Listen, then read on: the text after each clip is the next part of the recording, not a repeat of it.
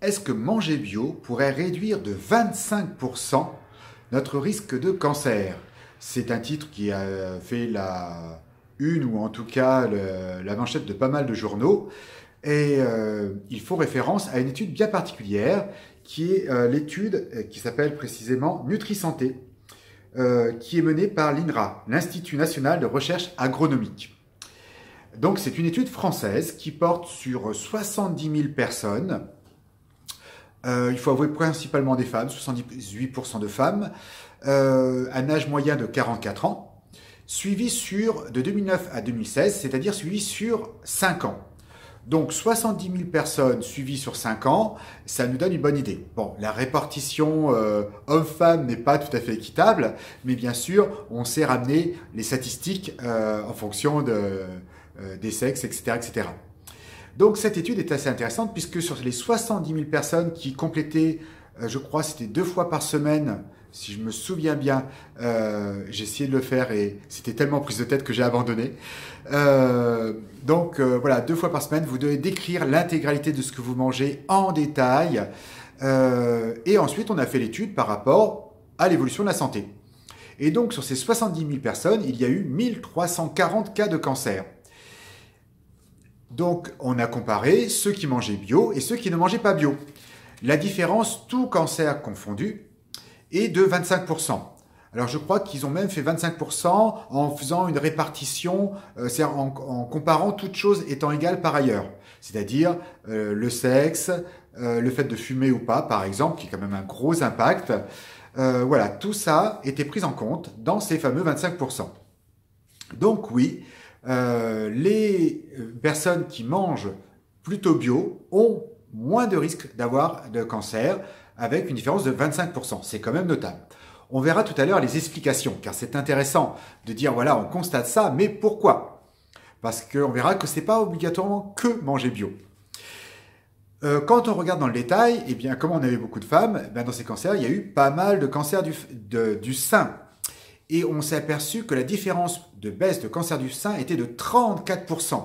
C'est-à-dire c'est le cancer le plus dangereux pour les femmes, enfin le plus mortel, pas le plus dangereux, mais qui crée le plus de morts chaque année, le cancer du sein pour les femmes, pardon, est réduit de 34% avec l'alimentation bio. C'est quand même notable. Et il y en a un autre qui est juste carrément extraordinaire, c'est le lymphome. La prévalence du cancer du sang, le lymphome, donc le cancer du sang, baisse de 76% d'après cette étude, en fonction du fait que vous consommiez ou pas des produits bio. C'est notable, d'autant plus que cette donnée a déjà été retrouvée sur une étude précédente.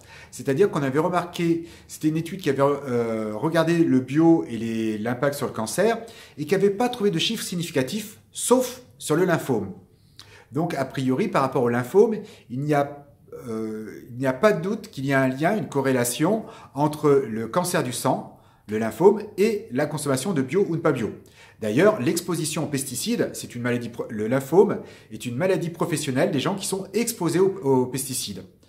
Alors vous pouvez dire, oui, mais moi, je mange du conventionnel et puis je lave ma salade. Oui, mais ce que vous ne savez pas, c'est que quand vous mangez du conventionnel, en gros, c'est une roulette russe, mais il y a une balle sur deux. C'est-à-dire que, en général, quand vous prenez un légume sur 2 en conventionnel contient des pesticides. Et environ 5% de ces légumes, enfin des légumes en conventionnel, vont contenir plus de pesticides que la norme l'y autorise. Donc voilà, c'est-à-dire que vous savez que vous avez quasiment une chance sur 2 dans les légumes d'avoir des pesticides et 5%, donc là c'est moins notable comme chance, d'avoir plus de pesticides que ce que les normes recommandent. Sachant que selon certains, les normes seraient très souples. Évidemment, en bio, c'est moins présent. C'est-à-dire qu'en bio, vous avez 5% de risque de trouver des légumes conventionnels. Donc le risque d'exposition est ultra, super, méga faible. Il n'est pas nul, mais il est juste incomparablement faible quand vous prenez du bio par rapport à du conventionnel. Donc le fait de dire « ouais, le bio, c'est jamais 100% bio », oui, c'est peut-être pas 100% bio, mais c'est quand même bien 20 fois moins de risque d'avoir d'exposition. Donc 20 fois moins de risque, ça commence à être notable hein, comme différence. Voilà, qu'est-ce que je voulais dire d'autre? Oui, on verra tout à l'heure quels légumes. Donc, ce qui est intéressant dans cette étude, c'est de dire, voilà, plus je consomme les gens qui consomment beaucoup de bio, en réalité 50% leur consommation était bio, avaient moins de réduction, avaient donc une réduction significative du cancer. Alors, on n'a pas l'explication. Donc là, pour l'instant, on ne fait que des suppositions. Il y a deux grosses pistes de suppositions. La première, c'est toute simple. Les pesticides sont cancérigènes, ça, il n'y a pas de doute.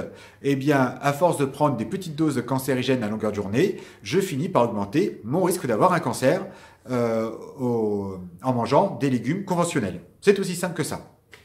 L'autre explication est intéressante. Elle dit, ben voilà, en général, quand quelqu'un commence à s'intéresser à manger du bio, il s'intéresse aussi, par exemple, il va se mettre à acheter moins de produits industriels, préparés, même bio, puisqu'il existe des produits industriels bio.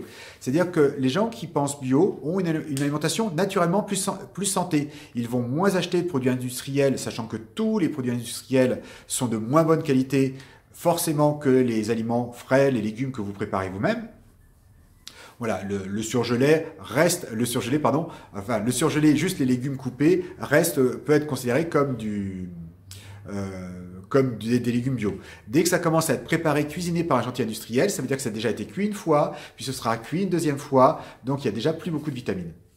Donc voilà, la deuxième explication, c'est que, vous êtes moins exposé aux pesticides en mangeant bio, ce qui est très logique, puisque les traces de pesticides sont extrêmement rares sur le bio, et en plus moins intense en termes de niveau. Et deux, les gens qui mangent bio, naturellement, ont une alimentation plus équilibrée, c'est-à-dire plus riche en fruits et en légumes. Oui, j'ai juste oublié quelque chose sur les fruits. Parce que tout à l'heure, je parlais des légumes. Mais les fruits, c'est encore moins la roulette russe. Vous avez plus de chances de perdre en conventionnel. Quand vous prenez des fruits conventionnels, vous avez quasiment 2 chances sur 3 d'avoir des résidus de pesticides et encore là de 5 à 10% de risque d'avoir plus de pesticides que la norme. Bon, vous allez me dire comme moi, ben oui, les légumes, ça coûte cher. Moi, j'ai mis très longtemps avant de pouvoir m'offrir la grande majorité de mes fruits et légumes et des autres choses que j'achète en bio. Alors, figurez-vous qu'il y a une autre étude que je ne détaillerai pas ici, mais je la redétaillerai une autre fois, mais je l'ai fait déjà par écrit, qui est la liste des légumes qu'on peut acheter en bio et ceux qu'on peut acheter en conventionnel avec très peu de risque de se faire contaminer et ceux qu'on doit impérativement acheter en bio si on ne souhaite pas se faire contaminer. Je vous donne le best-of des 4 pires. C'est les pommes. Quasiment les pommes et les raisins, ce sont les 2 fruits les plus traités. Les fraises sont très traitées et les concombres. Voilà, c'est le best-of des pires. Donc je vous mettrai le lien au-dessous de cette vidéo où vous pourrez regarder ceux que vous pouvez encore acheter en conventionnel et ceux pour lesquels c'est même plus la roulette russe, c'est le suicide alimentaire. Enfin, voyons, je module quand même. C'est-à-dire que plus j'aurai une alimentation pauvre en pesticides, moins je risque de développer un cancer. Il y a d'autres causes. Manger 100% bio ne vaccine pas contre le cancer. Ce n'est pas ce que dit cette étude. Elle dit juste que les gens qui mangent bio ont 25% de cancer en général et jusqu'à 76% pour les lymphomes. Et 34%, c'est quand même un tiers de cancer du sein en moins. Voilà. Donc, j'espère que ce petit éclairage vous aura aidé à interpréter ces fameux 25%. En gros, c'est vrai, plus vous mangez bio, moins vous risquez d'avoir un cancer, mais le 0,0 cancer n'existe pas encore. Mais faites de votre mieux et régalez-vous. À très bientôt. Oh, j'oubliais, n'hésitez pas, comme d'habitude, à partager si vous connaissez quelqu'un qui pense que le bio, c'est pas la peine, ça sert à rien. Cette vidéo pourrait bien l'intéresser. Ciao, ciao.